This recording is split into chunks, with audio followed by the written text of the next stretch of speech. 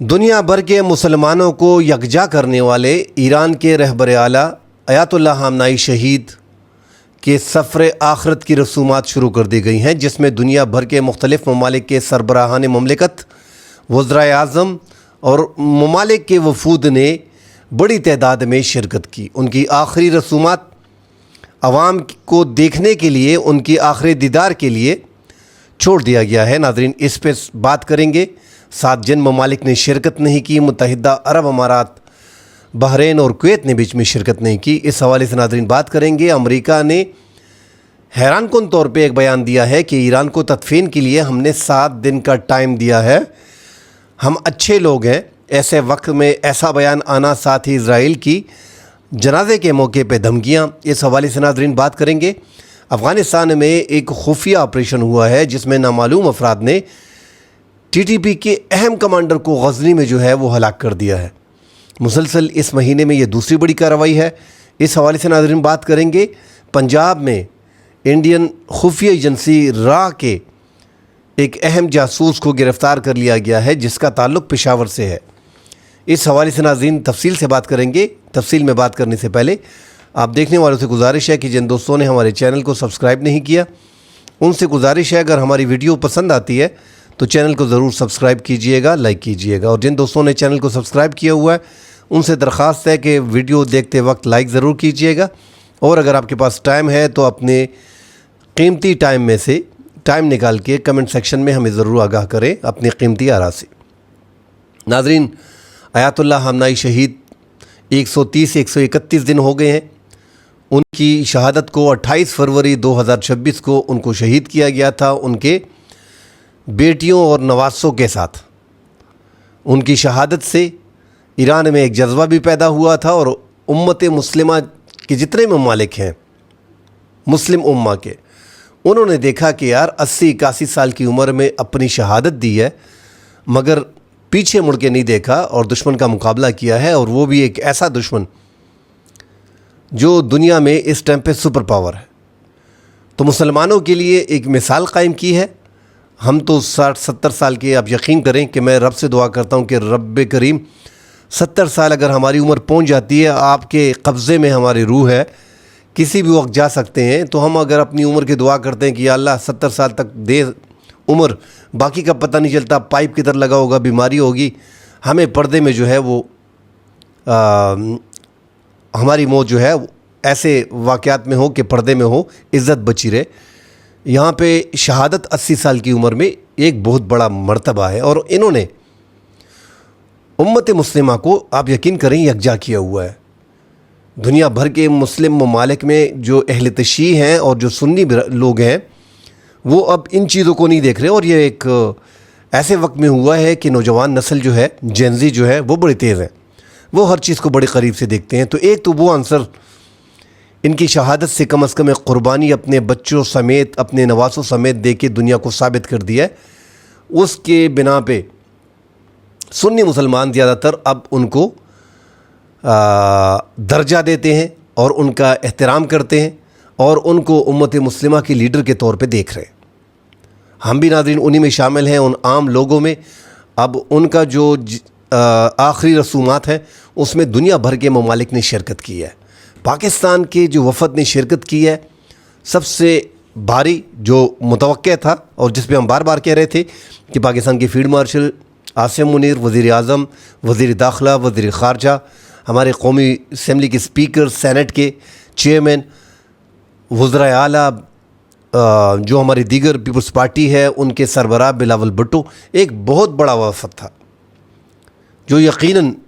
پاکستان نے ایک بہترین حکمت عملی اور بہترین سفارتکاری دکھائی ہے۔ جو پاکستان اتنا بڑا وفد، ان جتنے بھی ممالک میں اگر آپ دیکھیں تو سب سے بڑا وفد جو تھا اور سب سے اعلیٰ درجے کا، جیسے آپ کہہ سکتے ہیں کہ میلہ لوٹ لیا۔ ایسے موقع پہ ایسے بولنا نہیں چاہیے، مگر جو اس سینس میں کہہ رہا ہوں کہ پاکستان نے سب سے بہترین وفد بھیجا ہے۔ افغانستان کا وفد اور انڈیا کے وفد پہ ناظرین یہاں پہ بات کریں گے۔ ایک تو افغانستان کا جو وفد تھا، انہوں نے اپوزیشن کو، جو محمد محقق ہیں اور احمد شاہ مسعود کے بیٹے احمد مسعود کو بھی دعوت دی تھی، سرکاری طور پہ دعوت دی تھی، اور افغان طالبان کے امیر خان متقی بھی گئے تھے۔ مگر جب دونوں کا ہم نے دیکھا تھا کہ پاکستان میں ترانے کی تعظیم میں افغانستان کے وزراء اور وغیرہ نہیں اٹھے تھے کہ اس میں جو ہے وہ اس ترانے میں جو ہے وہ آپ موسیقی وغیرہ ہے اور یہ اسلام میں حرام ہے، مگر ایران کے وفد میں ہم نے دیکھا کہ وہی موسیقی ہوئی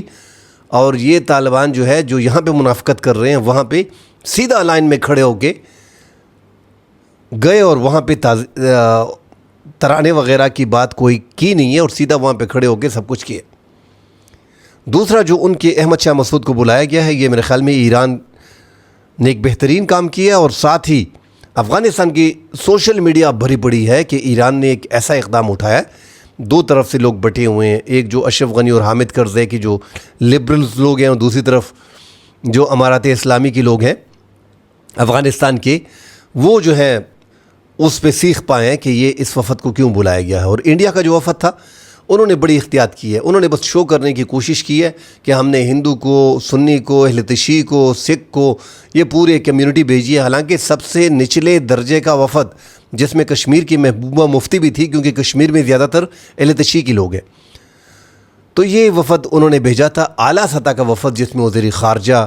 ہونا چاہیے تھا وہ بیچ میں نہیں تھے،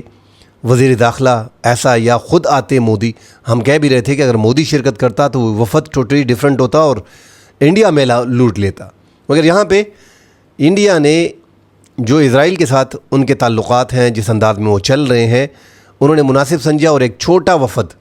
نچلے لیول پہ وفد جو ہے وہ بھیجا۔ سب سے بڑا وفد پاکستان کا تھا جو میں نے آپ کو بیان کر دیا ہے۔ دنیا کے دیگر ممالک، ارمینیا کے وزیر اعظم آئے تھے، اذربائیجان کے اسپیکر پارلیمنٹ آئے تھے، بنگلہ دیش کے اسپیکر پارلیمنٹ آئے تھے، بیلاروس کے اسپیکر پارلیمنٹ آئے تھے، بلغاریہ کے پارلیمنٹ اور سیاسی نمائندے تھے، برکینا فاسو کا وزیر خارجہ تھا، بولیا کا ثقافتی اور مذہبی، چین کا نیشنل پیپلز پارٹی کانگریس کے وائس چیئرمین تھے، ایک اہم عہدہ ہے ان کا، جمہوریہ کانگو کا وزیر خارجہ تھا، کیوبا کا وزیر اعلیٰ تعلیم تھا، مصر کے سینٹ کے اسپیکر تھے، جارجیا کے صدر تھے، جرمنی کی ایشیا کمیونٹی کے وفد تھا، بھارت تو میں نے بتا دی ہے، عراق سے صدر، اسپیکر پارلیمنٹ، متعدد حکام اور دیگر ان کے جو اہل تشیع کے لوگ ہیں وہ زیادہ تھے۔ انڈونیشیا میں کوئی سرکاری وفد نہیں تھا، صرف اسلامی وفد وہاں پہ تھا۔ کردستان ریجن کے صدر تھے، قازقستان کے وزیر خارجہ تھے، کرغستان کے اسپیکر تھے، لبنان کے وزیر دفاع تھے، سیاسی وفود بھی لبنان کے تھے، اور ملائیشیا کے وزیر زراعت تھے، میانمار کے خصوصی سفیر تھے، نمیبیا کابینہ کے وزیر تھے، نکاراگوا کا وزیر خارجہ تھا، عمان اسٹیٹ کے کونسل کے اسپیکر تھے، پاکستانی وفد میں نے بتا دیا، فلسطین بیچ میں تھا، قطر اسپیکر پارلیمنٹ تھے، روس کے صدر کے خصوصی نمائندے اور چیئرمین سیکورٹی کونسل وہ بیچ میں موجود تھے، سعودی عرب نے اپنے نائب وزیر خارجہ کا وفد بھیجا تھا جو بہترین وفد تھا اور کرنا بھی چاہیے تھا ایسے موقع پہ، سربیا کا وزیر مواصلات تھا، سری لنکا کے اسپیکر پارلیمنٹ تھے، اسپین کے ثقافتی اور مذہبی وفود تھے، جنوبی کوریا کا وفد تھا، شمالی کوریا کا وفد تھا، تاجکستان کے صدر تھے، تنزانیہ کا خصوصی حکومتی نمائندے تھے، تھائی لینڈ کا نائب وزیر اعظم تھا اور شیعہ کمیونٹی کے وفود تھے، تیونس کے اہل حکومتی نمائندے تھے، ترکیا کے نائب صدر تھے، پارٹی اور سیاسی قائدین بھی اس میں تھے، ترکمانستان کے قومی رہنما اور پیپلز کونسل کے چیئرمین، ازبکستان کے اسپیکر، یمن سے جو دھمکی بھی آئی تھی یمن سے، مگر پھر بھی اس کے باوجود امریکہ کی دھمکیوں کو انہوں نے ایک سائڈ پہ پھینک دیا اور یمن نے اس میں شرکت کی، ان کے نائب صدر وغیرہ نے شرکت کی۔ خلیجی ممالک کے مختلف وفود تھے، شنگھائی تعاون تنظیم تھی، اسلامی تعاون تنظیم تھی، اس کے سیکرٹری جنرل تھے، اقتصادی تعاون تنظیم تھی، اقتصادی تعاون تنظیم کے سیکرٹری جنرل بھی تھے۔ تو یہ ایک مختلف ممالک کے بڑے وفود بیچ میں آئے تھے جنہوں نے شرکت کی تھی۔ اس میں امریکہ کے صدر نے، ڈونلڈ ٹرمپ نے ایک پیغام دیا ہے اس میں کہ ہم اچھے لوگ ہیں، ہم نے 7 دن کے لیے، ہفتے بھر کے لیے ان کو اجازت دی ہے۔ بھئی کیا اجازت دی ہے آپ نے؟ کون سی لڑائی چل رہی ہے؟ مذاکرات کی بات چل رہی ہے، اس کی بھی آپ منتیں اور ترلے کر رہے ہو۔ میں حیران ہوں کہ ایسے موقع سے بھی فائدہ اٹھایا جا رہا ہے جہاں پہ ایک ایران کی اہم رسومات اس ٹائم پہ ہو رہی ہیں، اور اس رسومات میں جو امریکہ کو پیغام دیا جا رہا ہے، 2 کروڑ سے زائد لوگ اس میں شریک ہوں گے نماز جنازہ میں، جو 3-4 दिन में अदा कर दी जाएगी। लोगों को दीदार के लिए उनको रखा हुआ है, बाकायदा एक तकरीब है, अवामी सेशन शुरू हो गया है और वहाँ पे अमेरिका के ख़िलाफ़ नारे लग रहे हैं और ये बोल रहे हैं कि हमने टाइम दिया हुआ है। तो ऐसे मौके से फ़ायदा उठाना और बिला वजह एक कॉमेडी टाइप का बयान देना, आपने क्या वक्त दिया है ईरान को? हैरान कुन तौर पे है। मुज़ाकरात हो रहे हैं, मुज़ाकरात में आप ही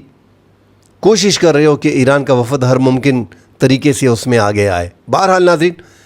इज़राइल की धमकियाँ भी थी कि ऐसे मौके पे कार्रवाई करेंगे, ऐसे मौके पे कोई कार्रवाई नहीं होती। जो सबसे अहम बात उसमें है कि एक तो जो उनके पास ज़रान इनक़िलाब के सरबराह थे जनरल वहीदी, वो सामने आए हैं। वो लड़ाई के दरमियान से गायब हो गए थे, सामने नहीं आ रहे थे। दूसरी जो सबसे अहम बात है कि उनके सुप्रीम लीडर के सरबराह जो उनके बेटे हैं मुश्तबा हामनाई, जो सुप्रीम लीडर हैं इस टाइम पे, वो मंजर-ए-आम से गायब थे। अब 2 तरह की ख़बरें हैं कि एक तो उनको ख़तरा था और ये ख़बरें आ रही हैं कि उन्होंने दीदार किया है और उन्होंने उनके हाथ को देखा है, जो हाथ पहले से लड़ाई में ज़ख्मी था, उसके बाद दूसरा हाथ जो था उसकी मुट्ठी बंद थी। उसकी इस्तिक़ामत की बात कर रहे थे, उसकी ताकत की बात कर रहे थे, शहादत में कितना कंट्रोल था, उनका सब्र था कि उन्होंने उनको देखा है, उनका दीदार किया है। मगर अवाम के सामने जो है वो ईरान के सुप्रीम लीडर नहीं आए। वैसे ऐसे मौके पे आना चाहिए था, दुनिया को दिखाना चाहिए था और मेरे ख़्याल में अगर वो आते तो ये बहुत बड़ी जीत होती, इनके मुंह पे एक तमाचा होता कि नई जनरेशन, जो आपने 80 साल बुज़ुर्ग को तो शहीद कर दिया, मगर उनके नए जो आए हैं 50 से 59 साल के हैं, वो नई लीडरशिप 2.0 अयातुल्लाह हामनाई, मुश्तबा हामनाई की शक्ल में जो है वो आ गए हैं और ये उससे भी ख़तरनाक है। बहरहाल एक अच्छा मौका था अगर वो आते, क्योंकि सिक्योरिटी का ख़तरा भी था। और यहाँ पे एक और बात भी आती है कि क्या वो चलने फिरने के काबिल है जो वो ज़ख्मी हुए थे, क्योंकि अब तक उनकी कोई ऐसी वीडियो नहीं आई। AI वगैरह से वीडियो आ रही हैं मगर ऐसी कोई वीडियो नहीं आई जिसमें वो कौम से ख़िताब कर रहे हों, कोई मीटिंग चेयर कर रहे हों। तस्वीर अलबत्ता उनकी आ जाती हैं, उनके चेहरे के बारे में ख़बरें आ रही थी कि वो ज़्यादातर जो है वो जो ज़ख्मी हुए थे उसमें ख़राब हो गया था। तो बहुत सी बातें ऐसी चल रही हैं और ये एक बार फिर एक इशू बन गया है। अब ईरान का इसमें क्या फ़लसफ़ा है? क्या उनको एक साइड पे रखना चाह रहे हैं? क्योंकि अयातुल्लाह हामनाई की शहादत के बाद वो दूसरा रिस्क नहीं ले सकते। लेकिन साथ ही ईरान की आवाम को अगर वो सामने आते तो मेरे ख़्याल में ये एक बहुत बड़ा मौका था और ऐसे मौके पे ये हिमाकत कोई भी मुल्क नहीं कर सकता कि वो ऐसे मौके पे कार्रवाई करता। एक बेहतरीन अपॉर्चुनिटी के तौर पे इसको देखना चाहिए था, मगर ईरान की अपना एक तरीक़ाकार है। हो सकता है कि वो ज़ख्मी हो सकता है कि उसके चलने फिरने में थोड़ा मुश्किल हो, या सिक्योरिटी वजूहात पे वो साइड पे हों। बहरहाल ज़राइन इनक़िलाब के जो IRGC के उनके सरबराह थे जनरल वाहिदी, वो सामने आए हैं और ये भी एक बड़ी ख़बर है। ज़्यादा पावर वहाँ पे है, हम सब जानते हैं। गालिबाफ जो सबसे ताकतवर तरीन उनके सियासी कायदीन में से एक है, उनका इंटरव्यू जो चल रहा था दरमियान में काट दिया गया। लाइव TV पे जो नशर हो रहा था, मतलब लाइव तो नहीं था, 2 दिन पहले इंटरव्यू दिया हुआ था, उन्होंने नशर करना शुरू कर दिया। दरमियान में उनके सरकारी TV ने फिर ये कहा है कि बहुत सी चीज़ें ऐसी हैं उस पर हम दोबारा पार्ट 2 जारी करेंगे। मगर उससे भी अंदाज़ा हुआ कि जो सबसे इस टाइम पे कदावर शख्सियत है गालिबाफ, मुश्तबा हामनाई के बाद उनके बयान को भी काटा जाता है। तो वहाँ पे ताकत जो है वो जिस तरह पाकिस्तान में इस्टेब्लिशमेंट के हाथ में सब कुछ होता है, इसी तरह मेरे ख़्याल में ईरान भी आहिस्ता आहिस्ता जो है वो पासदारान इनक़िलाब के कंट्रोल में चला गया है और इस्टेब्लिशमेंट वहाँ पे जो है वो पावरफुल है। उनके ही बयानात को ज़्यादा अहमियत दी जाती है। वो सियासी कायदीन के बयानात को भी काट देते हैं, अपने उनके फ़ैसले जो हैं उनको भी रिवर्स करा देते हैं और अपनी तरफ से जो कार्रवाइयाँ करते हैं मुख्तलिफ़ ममालिक पे, अरब ममालिक पे, वो भी वही करते हैं। नाज़रीन, साथ बात करते हैं। बहरहाल पाकिस्तान ने ये मेला लूटा है और आगे जाके इसका पाकिस्तान को बहुत बड़ा बेनिफिट भी होगा और उसके अलावा उसको भी देखना नहीं चाहिए। हमारे पड़ोस में हमारा पड़ोसी भाई है, पड़ोस में ये है कि उसके बारे में तो प्रॉफिट मोहम्मद पीर भी अपान हिम का एक हदीस शरीफ भी है कि पड़ोसी के बारे में कहा है कि आम पड़ोसी जिस तरह हमारे होते हैं कि वो विरासत में भी उसको हिस्सा देने लगे थे, मगर फिर बाद में मामलात खड़े ना हो, इस हद तक जो है वो पड़ोसी का हक़ होता है। तो अपने पड़ोस में जो आप जहाँ पे रहते हैं उनमें गरीब लोगों को भी देखा करें, उनके हालात जानने की भी कोशिश करें। हम तो ज़्यादातर ऐसे जो پشاور ہو گیا ہے یا لاہور ہو گیا ہے یا سیالکوٹ ہو گیا ہے، فیصل آباد ہو گیا ہے، کراچی ہو گیا ہے، بلوچستان کا کوئٹہ ہو گیا ہے، ایسے پوش ایریا میں جو لوگ رہتے ہیں وہ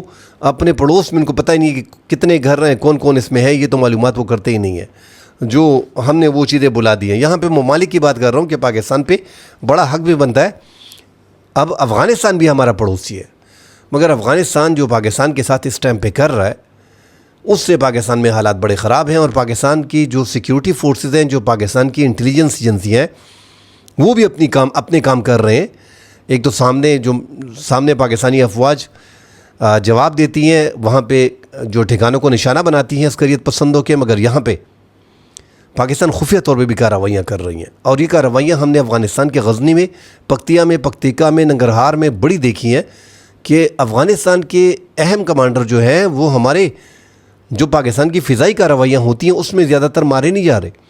مگر یہاں پہ جو پاکستان کی خفیہ کارروائیاں ہوتی ہیں جو بتایا نہیں جاتا، جس طرح نامعلوم کے نام سے شیئر کی جاتی ہیں، اور ٹی ٹی پی کے اہم کمانڈر جو ہیں اس میں مارے جا رہے ہیں۔ اب یہاں پہ جو ٹی ٹی پی کا اہم کمانڈر افغانستان کے صوبہ غزنی میں جو ہلاک ہوا ہے، خالد محمود کو ہلاک کیا گیا ہے، اور یہ ایک ایسے موقع پہ ہلاک کیا گیا ہے کہ پاکستان کے اور افغانستان کے بیچ میں ٹینشن بھی چل رہے ہیں۔ یہ جمعرات کی رات 12 بجے یہ واغظ ضلع میں نامعلوم افراد نے ان کو جو ہے ہلاک کیا ہے۔ اور ناظرین واضح رہے کہ غزنی کا ایک ایسا علاقہ ہے جہاں پہ پاکستان اور افغانستان کے مذاکرات 2022 میں ہو رہے تھے، تو انہوں نے کہا تھا پاکستان کو کہ ہم یہ پکتیا، خوست، کنڑ جو سرحدی پٹی پہ پاک افغان سرحد پہ جو پاکستانی مہاجرین ہے جو 2014 ضرب عضب آپریشن میں گئے تھے ہزاروں کی تعداد میں، ان کو ہم اٹھا کے غزنی میں شفٹ کر دیتے ہیں۔ دوسرے الفاظ میں ایسے کہہ سکتے ہیں کہ ٹی ٹی پی کے جو لوگ تھے یہ اس پر راضی تھے کہ افغانستان نے کہہ دیا تھا کہ ٹھیک ہے، اگر پاکستان سے مسئلہ ہے، بارڈر کے قریب ہے، تو ہم انہیں اٹھا کے غزنی میں لے کے بسا لیتے ہیں، جس پہ عرب ممالک بھی بیچ میں تھے، متحدہ عرب امارات وغیرہ۔ اور پھر خواجہ آصف نے 10 ارب روپے کی بھی بات کی تھی، حالانکہ وہ 10 ارب درہم مختلف عرب ممالک کی طرف سے اور اسپیشلی متحدہ عرب امارات کی طرف سے دیے گئے تھے، اور غزنی میں بسایا بھی گیا تھا زیادہ تر علاقوں کو۔ تو غزنی میں وہاں پہ عسکریت پسند جو پاکستان کے ہیں وہ کافی تعداد میں موجود ہیں، اور 2-2 3-3 کمروں کے کوارٹر ان کے لیے بنائے گئے ہیں جہاں پہ ان کو فیسلٹیز دی جا رہی ہیں، اور جو پاکستان کی عسکریت مزید ہیں ان کو تو ٹھکانے باقاعدہ انہوں نے دی ہوئے ہیں۔ افغانستان جیسا پڑوسی، اب یہی معاملات آ رہے ہیں کہ ایک طرف یہ ہمارا پڑوس جو ہے یہ پاکستان کے دشمنوں کو پناہ دے رہا ہے، اور جو پاکستان میں کارروائیاں کر رہے ہیں ان کو مدد کر رہا ہے، اور جو پاکستان کے مخالف ممالک ہیں ان کا ساتھ دے رہا ہے۔ باقاعدہ ہم نے 2-4 بار تو دیکھا افغانستان کی طرف سے جو ان کے سابق کرنل جو بیان دیتے ہیں،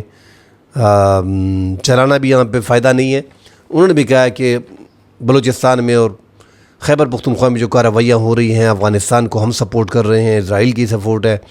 ایسی باتیں سامنے آ رہی ہیں، اور وہ باقاعدہ یوٹیوب پہ اس کی ڈیٹیل بھی شیئر کرتے ہیں کہ یہ طریقے سے لاجسٹک اور انٹیلیجنس کون فراہم کرتا ہے، پیسے کہاں سے ہوتے ہیں، افغانستان ہماری کتنی مدد کر رہا ہے۔ تو پاکستان کے ان 2 صوبوں میں جو حالات خراب ہیں وہ ہم سب جانتے ہیں کہ ان میں بیرونی ممالک کی نظریں ہیں، اور وہ یہ چاہتے نہیں ہیں کہ پاکستان میں امن ہو۔ ساتھ ناظرین ساہیوال میں ایک بڑی کارروائی کی ہے، جو سیکیورٹی اداروں کا کہنا ہے کہ ایک جاسوس کو گرفتار کیا گیا ہے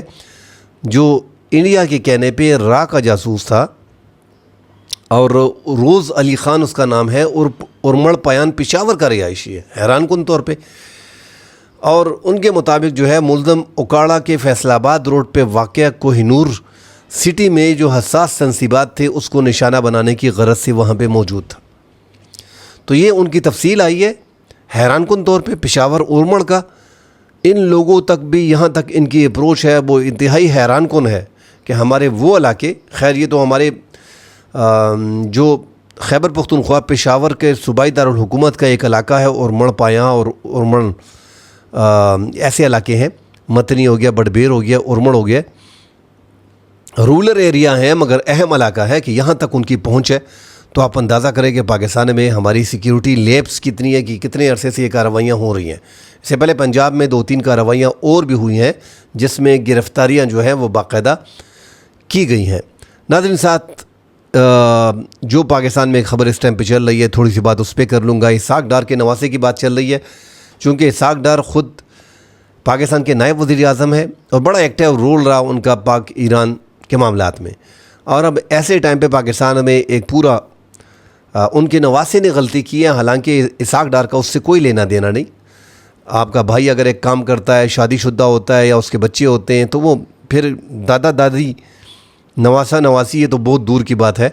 ان کا اپنا قول فعل ہوتا ہے۔ بہرحال ان کے تعلق کو استعمال کیا جاتا ہے، ان کے دفاتر کا استعمال کیا جاتا ہے، اور ڈیفینیٹلی اپنے نواسے کی مدد کون نہیں کرتا، اس لیے ان کو بیچ سے جوڑا جا رہا ہے۔ ان کے جو نواسے ہیں انہوں نے کرپٹو کا کرنسی وغیرہ جو کام کر رہے تھے، رضا ڈار ان کا نام ہے،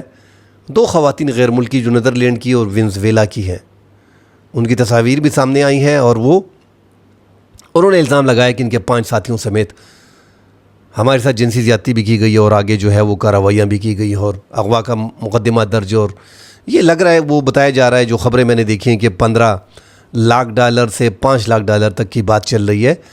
کہ یہ اس طرح، اور یہ رضا ڈار جو ہے وہ زیادہ تر دبئی میں کام کرتا ہے، متحدہ عرب امارات میں، مگر ان دونوں خواتین کو رضا ڈار لے کے آیا، پھر ان کے ساتھ زیادتی، اور پھر ان کا 164 کا عدالت کے سامنے جو بیان ہے وہ آنکھیں کھول دینے والا ہے، اور یہاں پہ بیان بھی نہیں کیا جا سکتا کہ کس طریقے سے ان کے ساتھ جو ہے وہ زیادتی کی گئی بقول ان کے۔ جو عدالت کے سامنے بیان دیا ابھی تک ثابت نہیں ہوا، مگر عدالت کے سامنے اور FIR بیچ میں درج ہو گئی ہے۔ متاثرہ خاتون جو ہے ایسٹرڈ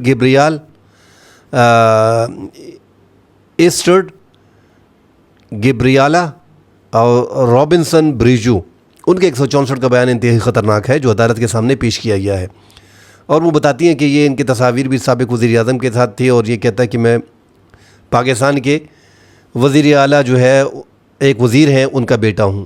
ڈیفینیٹلی اب معاملات جو ہیں وہ دوسری طرف جا رہے ہیں، اور اگر دیکھا جائے، اگر یہ اس میں ملوث ہے اور اس پہ ثابت ہوتا ہے، ہم تو غریبوں کو، جو ہم غریب دیکھ رہے ہیں پاکستان میں، ان کو تو ثبوت عدالت میں پیش کرنا، ماورائے عدالت ہم حالانکہ ان کو سپورٹ کرتے رہے شروع میں جو CTD نے کارروائیاں کی، مگر بعد ازاں بیچ میں 1-2 کارروائیاں ایسی ہوئیں کہ وہ لگ رہا تھا کہ ظلم و زیادتی ہو رہی ہے، مگر نیفے میں پستول جو ہے وہ غریبوں کی چلتی ہے۔ جس کی جیب میں پیسے ہیں، لگتا ہے کہ غریب کی جیب میں جو پیسے نہیں ہوتے تو وہ اس کے نیفے میں پستول چل جاتی ہے۔ یہاں پہ پاکستان میں غریب اور امیر کا فرق سامنے دکھائی دے رہا ہے۔ اگر ایسی حرکت کی گئی ہے تو پھر اس کے نیفے میں پستول کیوں نہیں چلی؟ پھر یہ نہیں دیکھنا چاہیے کتنے بڑے آدمی کا بیٹا ہے، کتنے بڑے نواسے، کتنے بڑے آدمی کا نواسا ہے۔ اگر یہ حرکتیں کی ہیں، کیونکہ آپ تو ماورائے عدالت جو ہے لوگوں کو مروا رہے ہو، ثبوت نہیں دیکھ رہے ہو، عدالت میں پیشی نہیں ہو رہی، بس الزام لگا اور آپ نے ٹھوک دیا، تو اب یہاں پہ بھی یہی عمل کرنا چاہیے تھا۔ پاکستان کا قانون جو ہے وہ امیروں کو تحفظ فراہم کر رہا ہے، وہ ہم سب جانتے ہیں۔ عدالت میں ابھی تک ثابت نہیں ہو، میں پھر کہہ رہا ہوں مبینہ کیس ہے، اور اسحاق ڈار کا جو پاکستان کے نائب وزیر اعظم ہے، اس سے کوئی لینا دینا نہیں، اس کا نواسا ہے، مگر چونکہ اس کا دفتر بھی استعمال ہوا ہوگا ان کے ویزوں کے لیے وینزویلا سے اور نیدرلینڈ سے آنے میں، اور کرپٹو کرنسی $15 لاکھ یا $5 لاکھ جو مختلف باتیں چل رہی ہیں، مگر یہاں پہ غریب اور امیر کا جو الگ فرق وہ ہمیں دکھائی دیتا ہے۔ اس طرح پاکستان کا عدالتی نظام 131 نمبر پہ ہے۔ کرپشن ہمارے ملک میں کتنی ہو رہی ہے، میرٹ آپ نے دیکھ لیا کہ ایک عام آدمی کے ساتھ نیفے میں پستول، اور امیر کا کیا بن رہا ہے، تو یہ پاکستان میں ہے، اور اس کی وجہ سے پاکستان کا پاسپورٹ دنیا کی اب 100ویں نمبر پہ ہے۔ صومالیہ جیسا ملک جس کے بارے میں ہم بات کرتے ہیں اس کا 99 ہے، افغانستان کا 103 ہے۔ آپ اندازہ لگائیں کہ ہم کس قدر کرپشن میں، میرٹ کے خلاف، عدالتی نظام میں، ہر چیز میں ہم کرپشن میں کتنے ہم گرے ہوئے ہیں۔ مسلمان اگر دیکھیں مساجد بری ہوتی ہیں، کوئی ایسی 5 وقت کی نماز نہیں ہے جو چھوٹتی ہے، 92% ہم جو ہیں سارے تقریباً مسلمان ہیں، اس کے باوجود غیر مسلم جو لوگ ہیں وہ ہم سے آگے جا رہے ہیں، وہ ترقی کر رہے ہیں۔ بے ایمانی، دھوکہ ایسا نہیں ہے کہ وہاں پہ نہیں ہے، مگر جس انداز میں پاکستان میں ہو رہا ہے وہ انتہائی دکھ کی بات ہے۔ پاسپورٹ ہمارا اتنے نیچے آ گیا، نیپال کا بھی آپ سے 97 نمبر پہ ہے، وہ بھی آپ سے اوپر ہے۔ بنگلہ دیش جو 54 سال پہلے ہم سے علیحدہ ہوا ہے وہ بھی 96 پہ ہے، ہم سے 4 درجے اوپر ہے۔ اللہ معاف کرے، مزید خبریں آتی ہیں اس پہ بات کریں گے، فی الحال کے لیے اجازت دیجیے، اللہ حافظ۔